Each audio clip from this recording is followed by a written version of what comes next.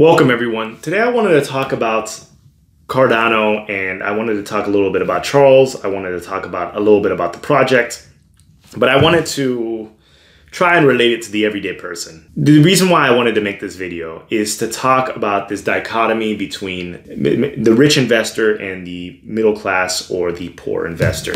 We are experiencing an opportunity like none other. And what is this opportunity? Well, when you look at the richest people, or when you think about the richest people, even take the richer YouTubers, the richer crypto YouTubers, and the richer just financial gurus and whatnot. There's a saying that says that like people that are successful or financially very successful, they're always one step ahead. So they're always selling you the game that they previously exited. And, I think this applies to even crypto YouTubers, crypto YouTubers that have a lot of money, they may be shilling one project, but they're already on the next. Or some people refer to it as front running on Twitter. They are telling you, oh, buy this cryptocurrency, but they already have their bags loaded up from, 100 Satoshi ago, and then they dump at the top and you're left with your bags. This is a classic game, and it doesn't differ for any of these crypto YouTubers. My perspective from this, I'm not rich. I'm just an average person who is trying to increase their financial standings. But that being said, this is the first opportunity we have as people who maybe come from more modest means to really build up your financial portfolio in a way that's never been done before. Because the great thing about cryptocurrency, the great thing about Cardano, it's like they're not one step ahead. Like Charles is still building his company. Whether you get in at 2 cents or you get in at 8 cents or you get in at 1 penny or you get in at $1, we're still very early in this game. The very wealthy, they haven't exited yet.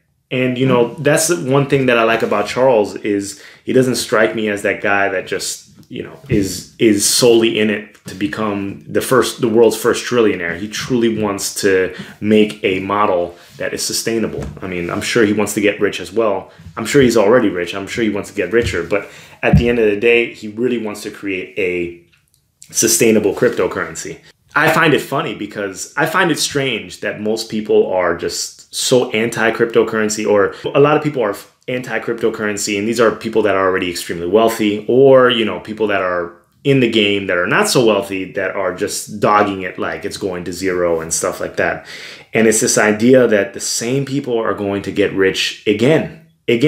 This is our opportunity to play a game that may turn out in our favor or may not turn it in our favor. But the risk to rewards ratio is just too high.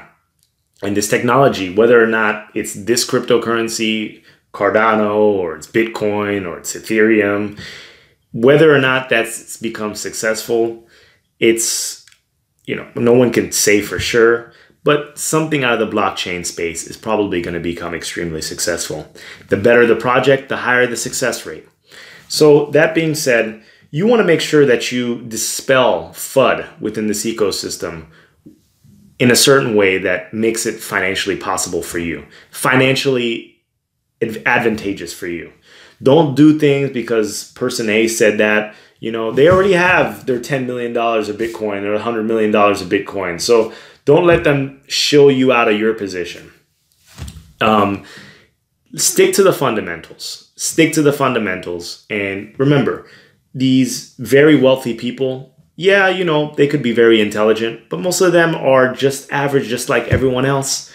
And at the end of the day, they just maybe made some decisions that were more advantageous for them at a particular time, or they were given an opportunity and they capitalized on it. Understand that, and don't get shaken out just because of this. And, the cryptocurrency, it's really the first time in our lives or the history of the world where the average person can really come up.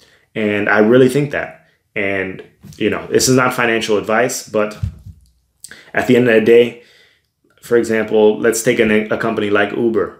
Uber will IPO eventually, but will any of us profit from Uber? Yeah, sure, it might, the valuation might be like $50, $60 billion. and it might go up to 300 billion, you know, in 4 or 5 years. And, you know, the average investor may have 5-6x their money. Yeah, but who's really going to get rich? It's the person that was buying Uber when their valuation was 3.5 million in private sales. And if you want to look at that, you can go on Crunchbase. You know, it's a fact. You know, people were buying in when the valuations were in the millions of dollars. So they will 100x their money. But for crypto, this is our opportunity to be those early investors. So if it becomes successful, we will experience gains that are similar to the early Uber investors or the early Amazon investors or the early Apple investors.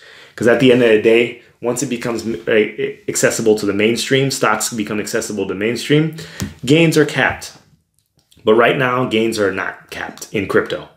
And this is our chance. So don't invest more than you afford to lose. But also, I would recommend that you hold it for a considerable amount of time. And I would probably say at least 3 years. At least 3 years. And see what happens. Just forget about it. This is not financial advice. Take it how you want it. Let me know what your thoughts and concerns are. And please like, comment, and subscribe. Until the next video. Thank you.